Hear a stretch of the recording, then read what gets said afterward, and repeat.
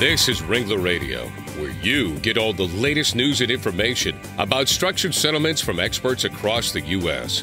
Ringler Associates, celebrating 35 years of successfully helping injured people and their families.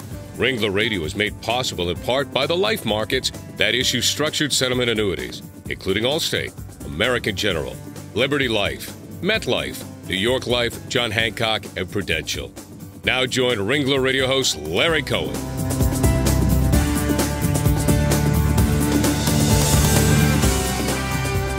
Well, hello, everyone, and welcome to Ringler Radio.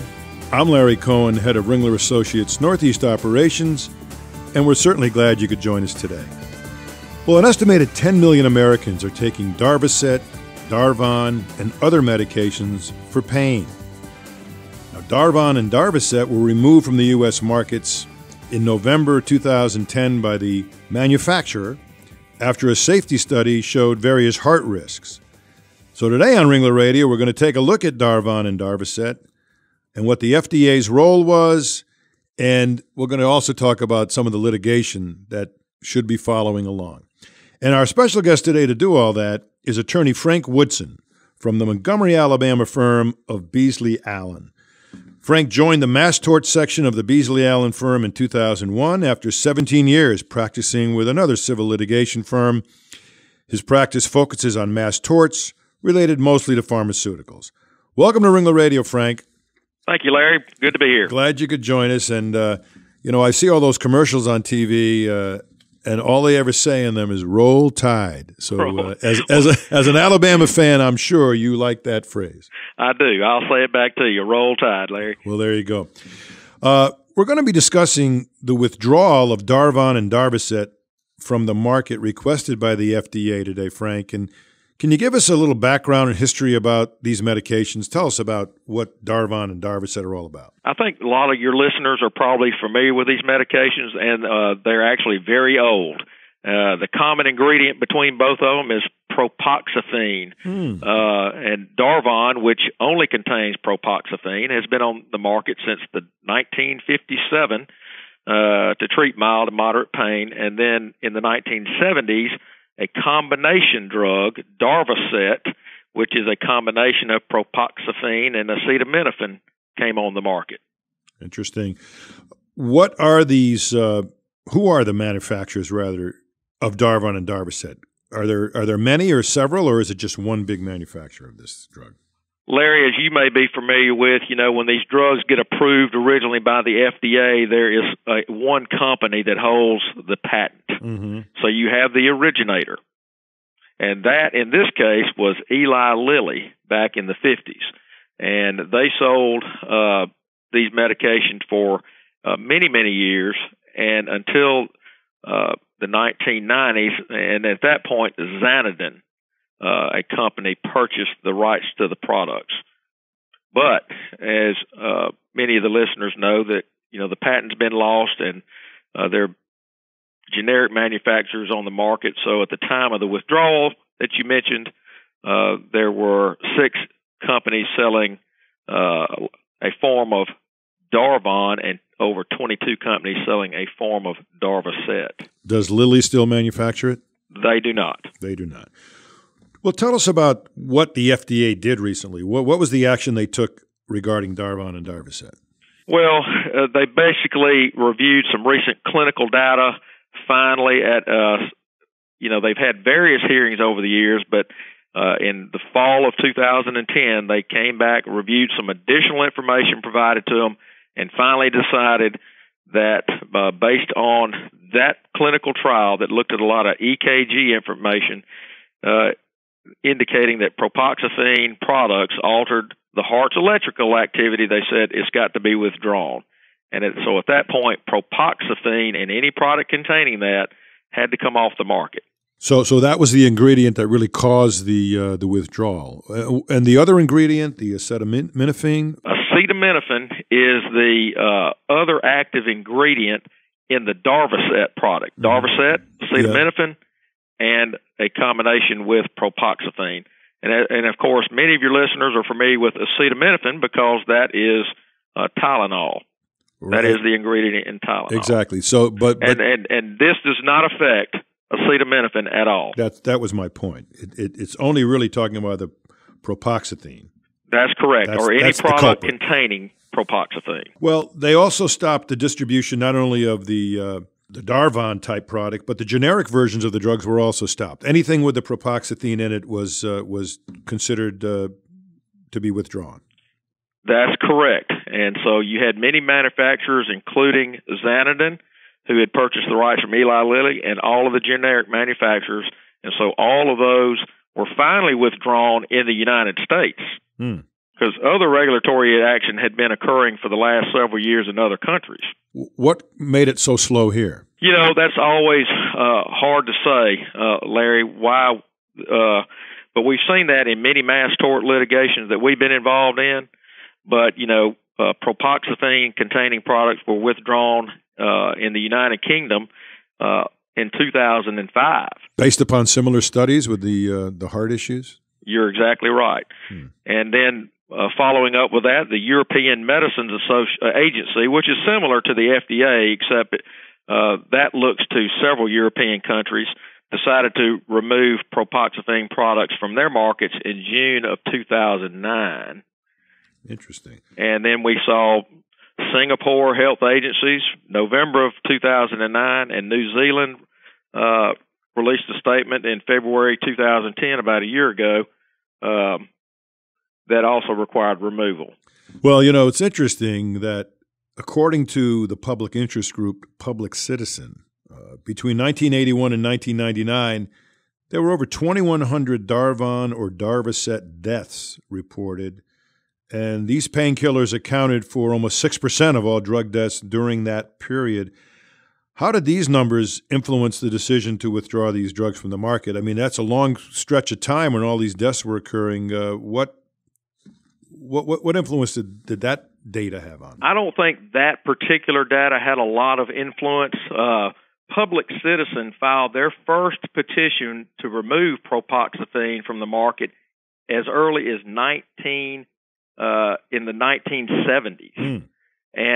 But really what that was about was the propensity to possibly become addicted to it and to abuse the drug.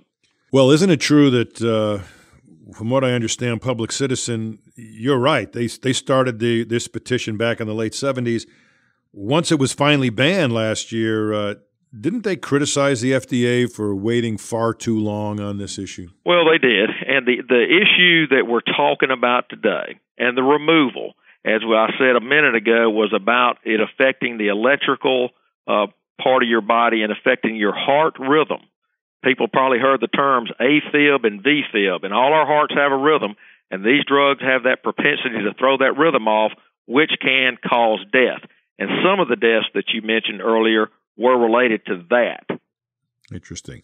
How has from your perspective anyway, how has the FDA changed under the new Obama administration? Have you seen any demonstrable differences in how the FDA is dealing with issues such as the Darvon case? You know, nothing demonstrable. I think the big thing we saw under the Bush administration was that the FDA became very active in attempting to preempt litigation over drugs if they had been approved by the FDA. And what I mean by preemption is basically prevent them.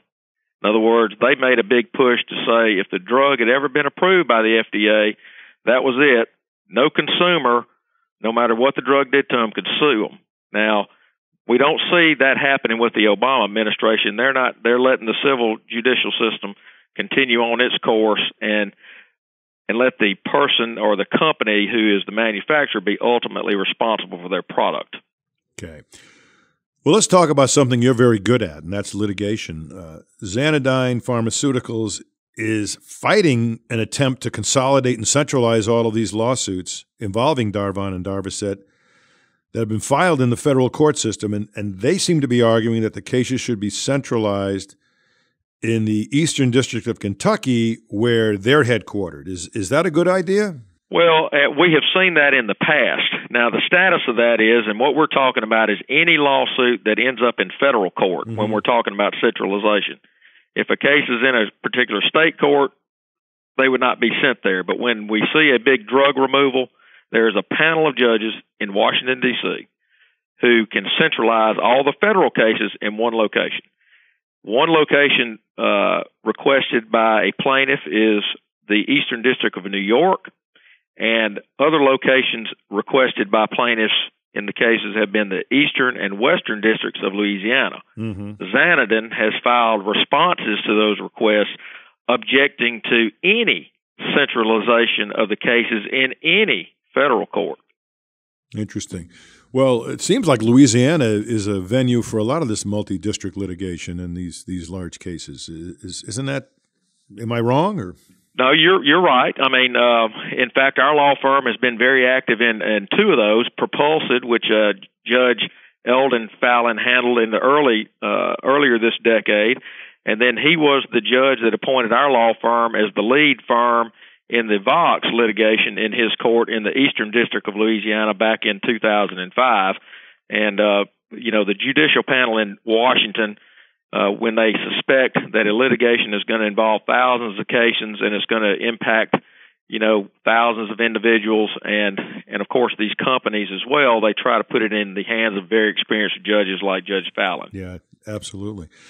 Well, since these drugs were pulled at the end of 2010, I would assume you're expecting an increase in the number of plaintiffs going forward. I mean, have you touched the tip of the iceberg there on the number of plaintiffs that seem to be coming forward with issues on Darvon? Well, the last time we checked, there were, a handful of cases, less than 10 filed in the country. Of course, what you see is lawyers are going to screen these cases. And since the drugs were just withdrawn in November of last year, there's only been a couple of months past. So if individuals who have had family members die or they've been injured themselves, they've got to contact attorneys. Attorneys have to conduct investigations of those claims and get medical records and evaluate it to see if the claims are viable before they'll file them. And as that can take a few months. So you probably won't see a huge increase in lawsuits filed maybe for another 30, 60 days. And then as attorneys have time to get through that process, then you could see a larger number of lawsuits being filed at that time. So you expect to be pretty busy coming up soon? We could be, yes. And of course, then you've also got to determine, when they were taking the medication and who was the manufacturer. Yeah. Exactly. It's a little bit of fact-finding. That's right. It's not just like, in Vioxx, you knew there was one company making that product because it was not off-patent. In this case, with an off-patent medication, they may have taken one manufacturer's form of Darvon or Darvocet and maybe taken others. And you'll be going after the specific manufacturer for the specific claimant that you're dealing with. That's exactly right. Okay. Well, Frank, give our audience an idea of how the Darvon products have affected people, individuals, when they've taken them. What are some of the side effects that some of the people that you're familiar with, some of the claimants, what's happened to them? Well, very interesting. I was talking to one of our employees this morning because I knew you'd be asking me that question, and she just happens to be a nurse on our staff. And when I was asking her about the medication, she told me, I used to take this. And she said, now that I'm off of it, I am no longer having all of my problems with my heart. And the doctor took me off that medication. Now he's taking me off my other heart medications that were causing me to have these arrhythmias or my interruption in my normal heart rhythm. Now, those are going to be the cases that you see in court, okay? You're not going to see, the stream of adverse events that you find in the labels of these drugs. What you're going to see is lawsuits or the litigation would involve deaths or some type of a heart attack or stroke that may have been associated with a heart arrhythmia, and then required hospitalization or further treatment. And the heart arrhythmia, what potentially would that lead to, other than the fact that the heartbeat is off kilter? What typically would be the result of that? Well, you could have sudden death, heart attack, and strokes, and that's what the litigation is probably going to be concerning. Okay. Well, let's take a quick break right now and come back in a minute with lots more from Attorney Frank Woodson on the whole issue of the recall of Darvon and Darvocet.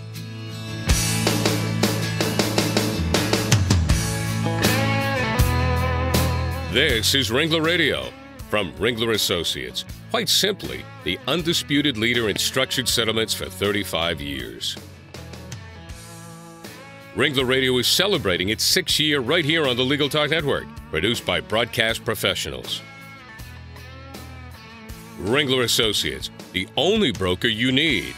Listen to all the Ringler Radio shows. Just go to ringlerassociates.com or LegalTalkNetwork.com and click on Ringler Radio and choose a topic. Since 1975, Ringler Associates has provided the finest structured settlement services to all parties involved in the settling of physical injury claims. Experience counts. Over $23 billion in structures benefiting 166,000 injured individuals and their families, and one of the few companies that truly enjoys the trust of all parties in the settlement process. Did you know you can download Ringler Radio to your iPod? Just go to iTunes and subscribe to the Legal Talk Network. It's free. We invite you to listen to other shows on the Legal Talk Network. It's free at www.legaltalknetwork.com. Did you know Ringler Radio is one of the top 3 rated shows in iTunes? Thanks to all of our listeners who download all the Ringler Radio shows.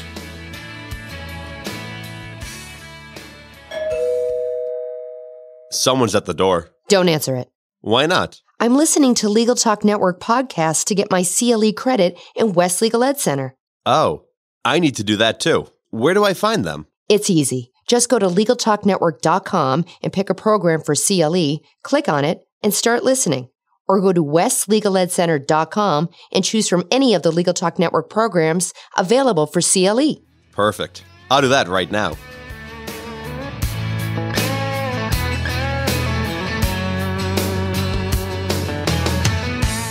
Welcome back to Ringler Radio. Glad you could join us. I'm your host, Larry Cohen, and my guest today, Attorney Frank Woodson from the Montgomery, Alabama law firm of Beasley Allen. Frank, you're a frequent speaker at seminars, including Mass Torts Made Perfect. Everyone's talking about the old Vioxx cases that have been in the news over the past few years. Do you see parallels to the Darvon cases and the Vioxx litigation?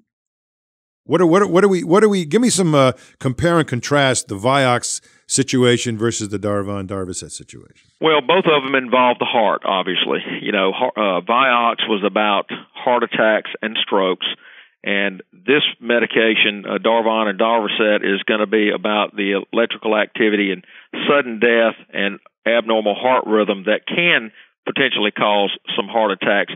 They just operate to cause these cardiac events in different ways.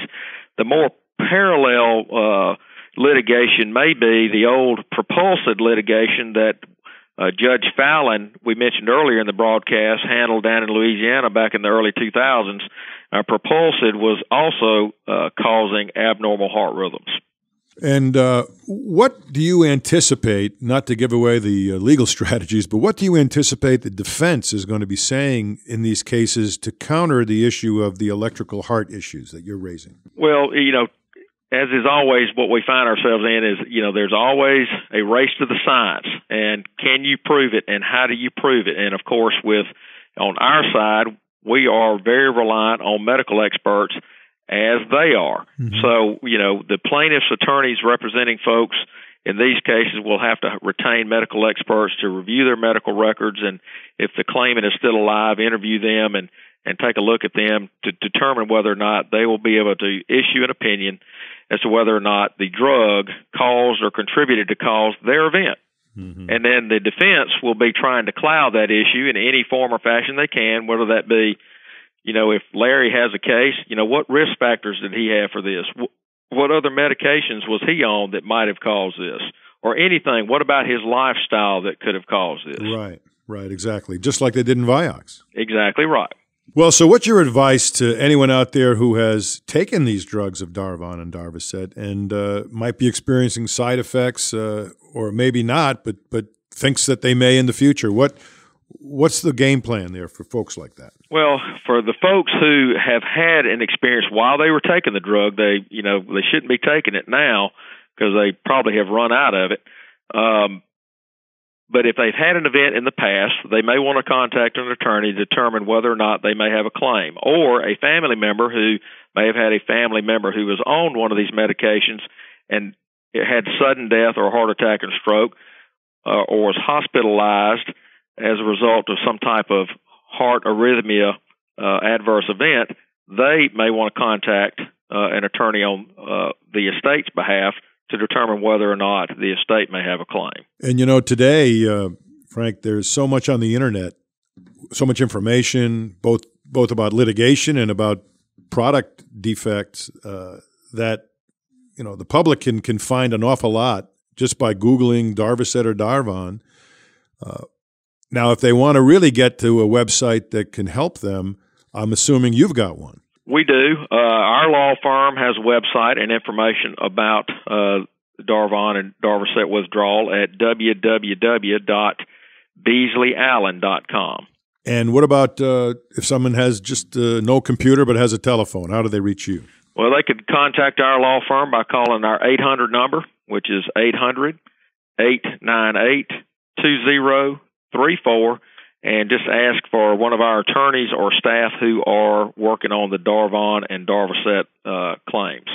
Well, terrific, Frank. Anything else you want to add to wrap this up? Any other comments about the litigation or potentially how are you going to deal with it? Well, we'll deal with it just like we do all the other ones.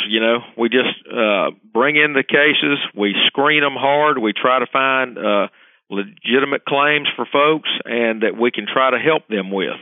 And it's usually a huge fight against the manufacturer, or in this case, manufacturers, that could go on for, a pretty long time. So there's a lot of time, effort, expense, and work, and it's just getting started up. Well, no one can question the success ratio of your firm. You were the good one, and Frank, I know you're going to fight hard for these folks to hopefully get them whatever they deserve. So thank you. And anyone who wants to reach a Ringler associate to talk about structured settlements or to talk about the issues of how to deal with qualified settlement funds or any of the kinds of issues that are going to be involved in the kinds of cases Frank's talking about, go to ringlerassociates.com. You'll find all of our associates on that website. In fact, our website is being redesigned. It's terrific. You ought to go take a look at it. It's coming out soon. I'll have more information on that shortly. And if you want to listen to these Ringler Radio shows, for this show and many, many more, ringlerassociates.com or LegalTalkNetwork.com, where you can download the shows, listen to them right there on your computer, actually download them to your iPod and walk around, listen to them while you're going to one of those Alabama football games. How's that sound, Frank? That sounds great. Roll Tide. Roll Tide. I'll say go Huskies because I'm a UConn man, and hopefully maybe someday we'll play for the big national championship. How's that sound? Well, good luck with that. Might meet us, though. All right, Frank. Thanks a lot. And all you listeners, go have a great day. The views expressed by the participants of this program are their own and do not represent the views of, nor are they endorsed by, Legal Talk Network, its officers, directors, employees, agents, representatives, shareholders, and subsidiaries. None of the content should be considered legal advice. As always, consult a lawyer.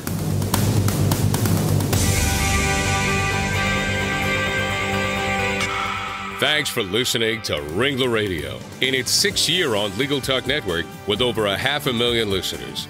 Ringler Associates, where experience counts. Since 1975, Ringler Associates has provided the finest structured settlement services to all parties involved in physical injury claims.